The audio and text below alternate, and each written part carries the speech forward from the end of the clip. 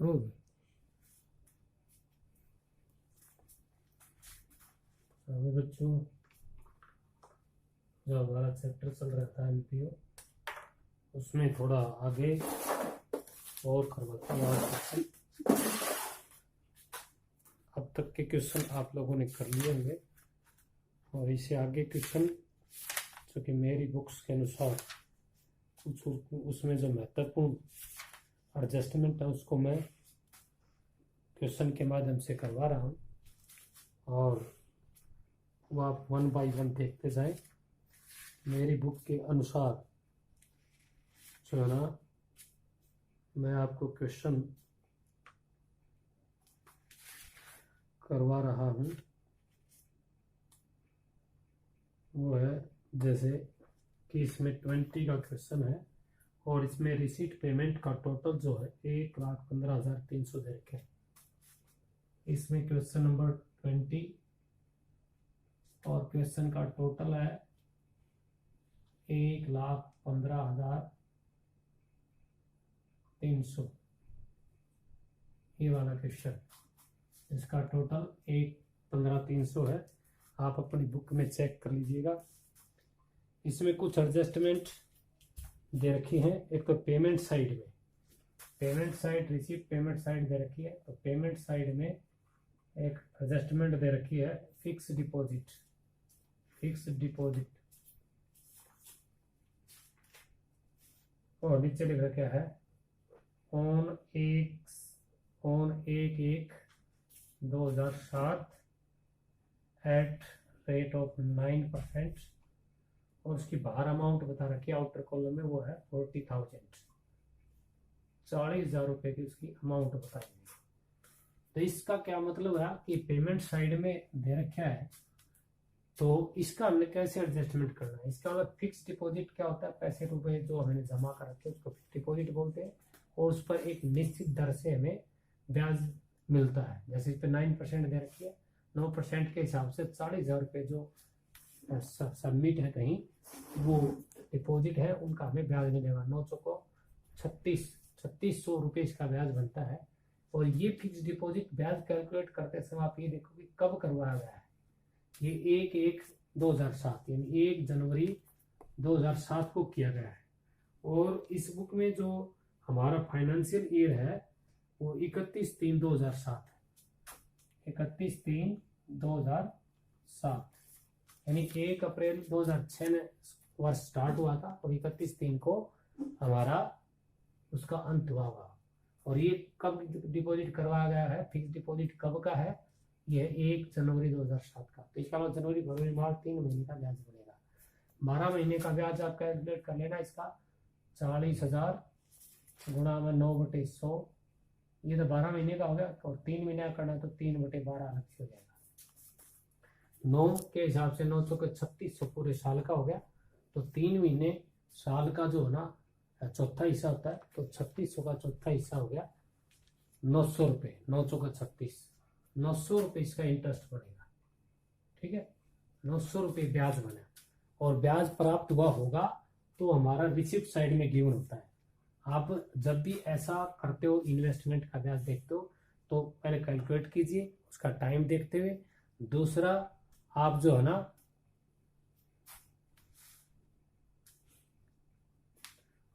ना वो एक तो टाइम देखें, एक अमाउंट देखें और एक समय देखें और रेट देखें इसके। जैसे कि इसमें है 1/4/2007, तो 3 महीने का ही लगेगा, साल 31 मार्च को खत्म हो रहा है इसलिए। तो 900 रुपये। अब रिसिप्ट साइड में देखो कोई ब्याज प्राप्त हुआ होगा तो लिखा हुआ मिलेगा। रिसिप्ट साइड में कोई भी ब्याज नहीं लिख रखा, कोई भी नहीं दे रखा रिसिप्ट साइड में, इसमें कोई भी नहीं दे रखा, तो इसका मतलब सारा ही ब्याज एक्रूड हो गया ही। तो हम इसका कैसे मेंशन करेंगे, इसको हम जो हमारा इनकम एक्सपेंडिचर अकाउंट बनेगा उसमें हम कैसे दिखाएंगे इसको, वो मैं आपको दिखा रहा हूँ। That is income and expenditure account. तो इधर दिखा देंगे इनकम साइड में bye interest on fix deposit, तो 900 रुपये, क्योंकि सारा ये एक्रूड है। कुछ प्राप्त हुआ होता तो रिसिप्ट साइड में लिखा मिलता, लेकिन वो है नहीं, तो इसलिए 900 के 900 एक्रूड हो गए, इसको हम बाहर दिखा देंगे income side of income expenditure account. और दूसरी बार इसको हम कहाँ दिखाएंगे, क्योंकि ये साल के दौरान का किया गया है, वर्ष के दौरान का है, तो इसलिए क्लोजिंग बैलेंस शीट में असेट साइड में दिखाएंगे। बैलेंस शीट जो बनेगी 31/3/2007 को, उसको उसमें असेट साइड में दिखाएंगे एक्रूड इंटरेस्ट, जैसे पहले भी बता था मैंने आपको, और 900 रुपये ऐसे दिखा। तो एक एडजस्टमेंट तो इसमें ये थी। और इसमें एक आध बात और जो इस क्वेश्चन की महत्वपूर्ण, वो और मैं देखता हूं कोई, तो एक जैसे पहले हमने समझाया था कि इस क्वेश्चन में जो है ना रिसिप्ट साइड में आंकड़े दे रखे हैं सब्सक्रिप्शंस के, यहाँ पे दे दिया सब्सक्रिप्शन, जैसे और क्वेश्चन में भी आएगा 2005 और 6 के 6, 7 और 7 और 8, ये 3 है। इसको हम करंट ईयर, कई बार करंट भी लिख देते हैं, और इसको बोलते हैं प्रीवियस ईयर या एरियर बोल देते हैं, एरियर भी लिख देते हैं, कई बार एरियर हो या ऐसे वर्ष लिख रखे हो, बात एक ही है। करंट और ये एडवांस लिख देते हैं, एडवांस, ये करंट का, करंट लिख दिया तो इसका मतलब करंट ईयर। साल दे दे तो साल दिखते ही हैं, लेकिन इसकी जगह पिछले साल को एरियर लिख सकता है, वर्तमान साल को करंट ईयर लिख सकता है, और अगले साल को एडवांस के रूप में लिख सकता है।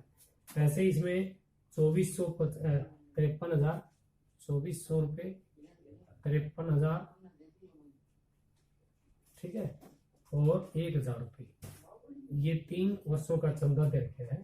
तो इसके अमाउंट टोटल बाहर दिखा दी 56,400। तो जब ऐसा होता तो जैसे मैंने पहले भी समझाया था, यदि टोटल सब्सक्रिप्शन लिख रखा हो रिसिप्ट साइड में, तो फिर पिछले वर्ष का, अगले वर्ष का, वर्तमान साल का सारे इंक्लूड हो सकते हैं। लेकिन इसमें तीनों सालों के अलग अलग बता दिए, पिछले का, वर्तमान का और अगले वर्ष का। तो हम केवल वर्तमान साल का ही चंदा लेंगे, और इस वर्तमान साल के चंदे को ही हम इधर जो हम बढ़ा रहे थे, क्योंकि इनकम एक्सपेंडिचर अकाउंट, तो इसमें इधर लिख देंगे बाई सब्सक्रिप्शंस। तो यहाँ पे आप 53,000 केवल करंट ईयर का लीजिएगा, और केवल करंट ईयर से रिलेटेड जो होते हैं उन्हीं को ऐड करते हैं। वो 2 ही होते हैं, वर्ष के शुरू का जो ना 1 अप्रैल का जो है ना, इसमें कोई दे रखा हो तो वो तो इसमें जुड़ेगा, क्योंकि इस वर्ष का आउटस्टैंडिंग, इस वर्ष का शुरू में एडवांस हो तो इस वर्ष का है, इसलिए ऐड होगा। और इसी वर्ष के अंत का, करंट ईयर के अंत का यदि आउटस्टैंडिंग है, वो भी इसी वर्ष का है, केवल वो भी इसमें जुड़ेगा, ठीक है।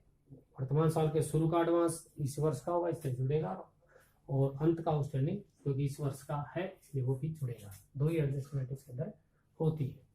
यानी कहने का मतलब कि आप इनकम एक्सपेंडिचर बनाओगे, उसमें करंट ईयर का लेंगे जो कि 53,000 दे रखा है, इसमें पिछले वर्ष के, अगले साल वर्ष के शामिल नहीं है। 56,400 लेते तो इसमें सारे एडजस्ट हम करते, ठीक है। और अब ये जैसे 2 अमाउंट और बच गई, इनका क्या करना होता है, ये भी हमने करनी नहीं कहीं ना कहीं। तो ये है पिछले वर्ष का। तो पिछले वर्ष का कहाँ आएगा, ये ओपनिंग बैलेंस शीट की असेट साइड में आएगा। इसको कहाँ दिखाएंगे, ओपनिंग बैलेंस शीट, ओपनिंग जो 1/4/2006 को बनेगी, 1/4/2006 को बनेगी, उसकी असेट साइड में यहाँ दिखा देंगे आउटस्टैंडिंग सब्सक्रिप्शन 2400, ठीक है। और उस वर्ष के दौरान कुछ प्राप्त हो गए हो तो वो घटा देते हैं, और बाकी फिर भी रह गए और पिछले वर्ष के कोई बका, तो फिर क्लोजिंग बैलेंस शीट जो 31/3/2007 को बनेगी, उस बैलेंस शीट की असेट साइड में दिखा देंगे, ठीक है। तो इसको तो ओपनिंग बैलेंस शीट, क्योंकि पिछले वर्ष का इसलिए ओपनिंग में आएगा, और एसेट होने का एसेट साइड में आएगा। और अगले वर्ष का जो है, अगले वर्ष का है तो वो है ना हमारी closing balance sheet, closing balance sheet में जो कि 31/3/2007 को बनेगी, ठीक है, उसमें हम दिखाएंगे। और क्योंकि एडवांस है, एडवांस चंदा होता तो लायबिलिटी होती, तो लायबिलिटी साइड में आ जाएगा एडवांस सब्सक्रिप्शंस 1,000, ये दिखा देंगे। तो ये जब तीनों सालों के अलग अलग दे रखे तो इनको हमने कहीं कहीं दिखाना होता। वर्तमान साल का तो हम इनकम एक्सपेंडिचर की इनकम साइड में लेते हैं और पिछले साल का ओपनिंग बैलेंस शीट कैसे साइड में, और अगले साल का है तो इस वर्ष की करंट ईयर की क्लोजिंग बैलेंस शीट की लाइब्रेरी साइड में इसको दिखाएंगे। तो इस क्वेश्चन में ये जो है ना महत्वपूर्ण बात थी, तो इस क्वेश्चन को आपने कर लेना है, ठीक है। और भी जैसे क्वेश्चन हो सकते हैं, एक आध एडजस्टमेंट और भी क्वेश्चनों की हो सकती है, तो वो क्या हो सकती है वो भी छोटी एक दो बात और आपको बताता हूँ। इससे अगला क्वेश्चन हमारा 21 का, और इसका टोटल है 1,79,400, 1,79,400 इसका टोटल है क्वेश्चन का। ये आप चेक कर ले कि कौन सा क्वेश्चन, इसका रिसीव पेमेंट का टोटल 1,79,400। इसमें एक तो पेमेंट साइड में बुक्स दे रखी है, बुक्स असेट होती है, इसलिए इसको हम क्लोजिंग बैलेंस शीट की असेट साइड में दिखा देंगे। बुक्स कोई खर्चा नहीं होता, बल्कि बुक्स हो या साइकिल हो, ये क्या है असेट, तो क्लोजिंग बैलेंस शीट की असेट साइड में, क्योंकि वर्ष के दौरान बुक्स खरीदिए तो बुक्स लिख रखी है पेमेंट साइड में, तो इसका मतलब ये असेट होगी, और असेट होती है तो इसको हम क्लोजिंग बैलेंस शीट की असेट साइड में लिखेंगे। पहले की ओपनिंग की कोई बुक्स हो तो ओपनिंग बैलेंस शीट की असेट साइड में लिखो उनको, 1 तारीख की दे रखो। जैसे इसमें हमारे खाते बंद हो रहे हैं 31 दिसंबर, कब बंद हो रहे हैं, 31 दिसंबर 1998 को खाते बंद हो रहे हैं, ठीक है। तो ये इसमें बुक्स दिखा देना, शुरू किया तो ओपनिंग बैलेंस शीट में, और ये वर्ष के दौरान और फिर भी जोड़ के क्लोजिंग बैलेंस शीट में, जो कि 31 दिसंबर को बैलेंस शीट मिलेगी उसमें हम इसको दिखाएंगे, ठीक है भाई। तो असेट बता रखे 1/1/1998 को, यानी 1 जनवरी को लैंड एंड बिल्डिंग 1.5 लाख की, तो ओपनिंग बैलेंस शीट की एसेट साइड में दिखा देना, ठीक है। कुछ खरीदी हो तो पेमेंट साइड में लिखी मिलेंगी, land and building payment side में कोई दे नहीं रखी, ठीक है। कोई बेची हो लैंड एंड बिल्डिंग तो रिसिप्ट साइड में, क्योंकि नगद रुपये प्राप्त हुए होंगे तो वो रिसिप्ट साइड में भी कोई लैंड एंड बिल्डिंग जो है बेची नहीं है, तो ये लैंड एंड बिल्डिंग 150 की दे रखी, ओपनिंग बैलेंस शीट में भी आ जाएगी, क्लोजिंग में भी आ जाएगी। स्टॉक ऑफ फूड स्टफ 2200 का स्टॉक ऑफ फूड स्टफ दे रखा है। फूड स्टॉक मैंने बताया था कंज्यूमेबल गुड्स है, तो फूड स्टफ का स्टॉक है, तो ये कब का है, 1 जनवरी का है। एक की बैलेंस बता रहा हूँ, ये पहली एडजस्टमेंट में इसकी पहला पढ़ रहा हूँ, पहली उसमें बोल रहा हूँ मैं, stock of food stuff, stock of food stuff में ओपनिंग बैलेंस शीट की एसेट साइड में लिख दो 2200 रुपये। फूड स्टफ कोई खरीदा है तो पेमेंट साइड में लिखा मिलेगा, देखो परचेज ऑफ फूड स्टफ दे रखी है 6,000 की, तो ये इसमें जोड़ देना, ठीक है। तो जो ओपनिंग का 2200 उसमें ये ऐड कर देना, ठीक है। तो हम इसको कहाँ दिखाएंगे, ये एक्सपेंडिचर साइड में दिखाएंगे, एक्सपेंडिचर साइड है ना, इधर दिखाएंगे फूड स्टफ, ठीक है।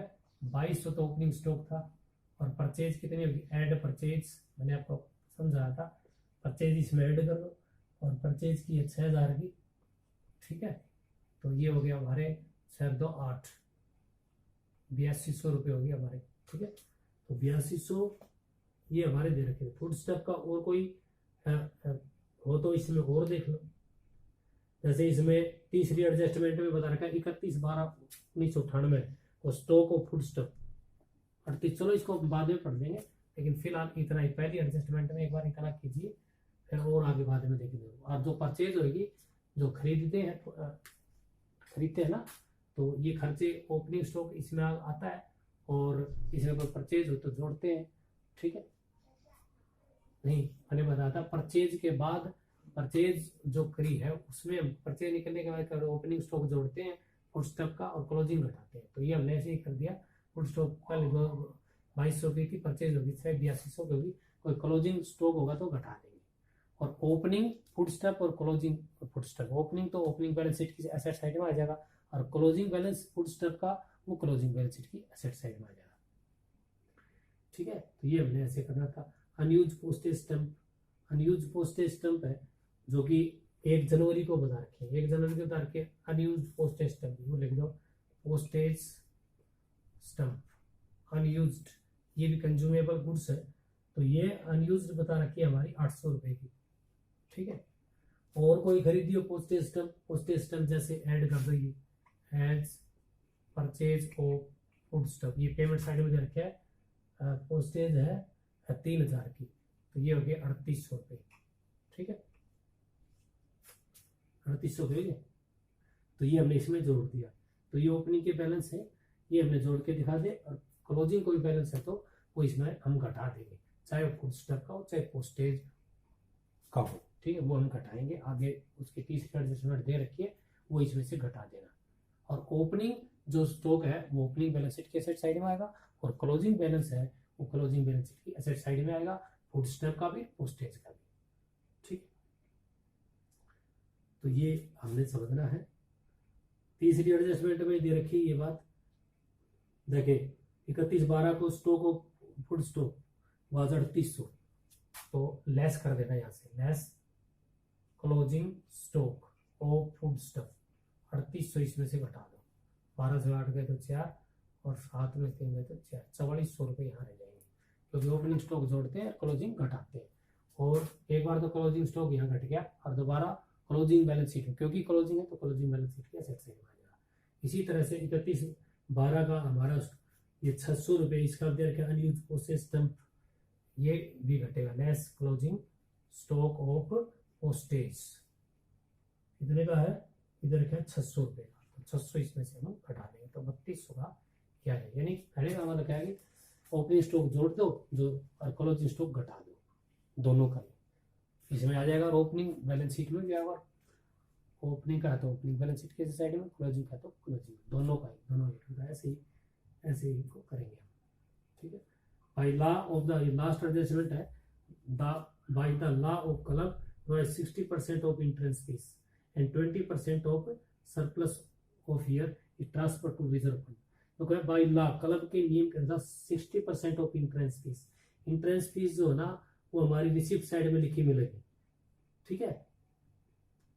इंट्रेंस फीस जैसे 15,000 की देती है, इनकम एक्सपेंडिचर बढ़ा रहे थे, इसमें बता रहा है क्या कहता है, तो यहाँ बाय इंट्रेंस फीस, क्योंकि ये रेवेन्यू का इधर लिखते हैं हम इसको, तो 15,000 की जो दे रखी है ना इंट्रेंस फीस प्राप्त हुई, उसमें से क्या कहता है क्लब का नियम कि 60% तो इसका है, और इस वर्ष का जो 20% of surplus of current year का जो सरप्लस निकलेगा उसका 20%, इंट्रेंस फीस का 60% और सरप्लस जो आंसर आएगा उसका 20%, ये दोनों रिजर्व फंड में डालने, और रिजर्व फंड कहाँ दिखाने हैं, क्लोजिंग बैलेंस शीट में, जो कि 31/12 को बनेगी बैलेंस शीट, तो रिजर्व फंड लायबिलिटी साइड में दिखाएंगे इधर, ठीक है, तो रिजर्व फंड वगैरह जो होते हैं वो लायबिलिटी साइड में दिखाएंगे। तो यहाँ जो अमाउंट आएगी वो किसका होगा, इंट्रेंस फीस का 60%, यानी इसमें से हम घटा देंगे, less 60% transfer to reserve fund, ठीक है। 9,000 घटा दिए तो 6,000 बच गए, 60% जो ट्रांसफर करने वो 60% 15,000 का कर लेना, 9,000 बढ़ गया 6,012 आ गई, यानी 6,000 इंट्रेंस फीस हुई जो कि रेवेन्यू की है।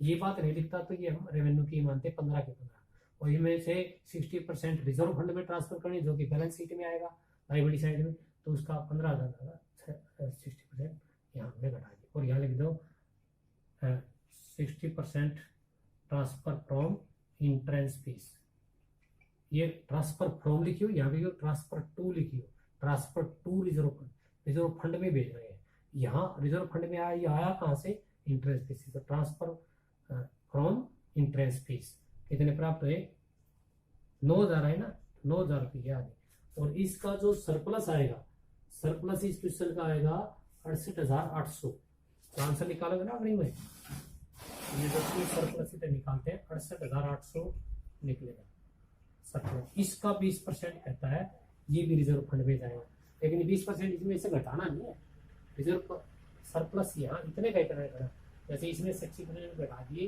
तो इसमें से नहीं घटाना, इसका 20% जो है ना वो इसमें जाता है, तो यहाँ लिख दो 20% फ्रॉम सरप्लस, तो 6880 6880 और फिर 13,760 यहाँ 13,760, ये दोनों जोड़ के बात, ठीक है। तो ये 2 क्वेश्चन मैंने आपको कराए, ये 2 क्वेश्चन आप अच्छी प्रकार से कर लेना, और कोई दिक्कत नहीं है, और हो सके तो आप 2 क्वेश्चन कर लेना, ये आपको समझ में आया होगा, इससे रिलेटेड कोई समस्या हो तो मेरे से बात कर लेना। ये दोनों क्वेश्चन आपके व्हाट्सएप पर सेंड कर देता हूँ। ओके, थैंक यू, धन्यवाद।